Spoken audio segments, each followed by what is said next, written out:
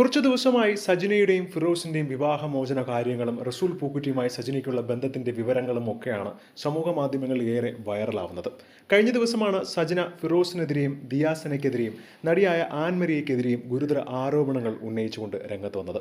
താൻ റസൂൽ പൂക്കുറ്റിയോട് പണം ഭീഷണിപ്പെടുത്തി ആവശ്യപ്പെട്ടു എന്നും 3 കോടി രൂപയാണ് താൻ ആവശ്യപ്പെട്ടത് എന്നൊക്കെയുള്ള പറച്ചിലാണ് ഇവരൊക്കെ പറയുന്നത്. പക്ഷേ എൻ്റെ വീട് ഇപ്പോഴും ജപ്തിയുടെ വക്കിലാണ്, 25 ലക്ഷം രൂപയാണ് താൻ അടയ്ക്കാനുള്ളത്. ഞാൻ റസൂലിക്ക് പണം ചോദിക്കുകയാണെങ്കിൽ അതാദ്യം വീണ്ടെടുത്തേനെ. മാത്രമല്ല, ദിയാസനയ്ക്കെതിരെ വലിയ ഒരു മാരക ആരോപണമാണ് സജിന ഉന്നയിച്ചിരിക്കുന്നത്. തൻ്റെ വീട്ടിലിരുന്ന് ലഹരി വസ്തു ഉപയോഗിച്ചുവെന്നും ഇതിൻ്റെയൊക്കെ ഡീലറാണോ എന്ന് താൻ സംശയിക്കുന്നുവെന്നാണ് ദിയയെക്കുറിച്ച് സജിന പറഞ്ഞിരിക്കുന്നത്.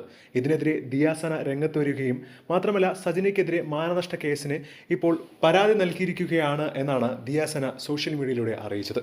ഇന്നലെ രാത്രിയാണ് താൻ മ്യൂസിയം പോലീസ് സ്റ്റേഷനിൽ പോയി പരാതി നൽകിയത്. എന്നാൽ സജിനയുടെ ഈ ആരോപണത്തിനെതിരെ പ്രതികരിച്ചുകൊണ്ട് ഇപ്പോൾ ഫിറോസും രംഗത്തെത്തി.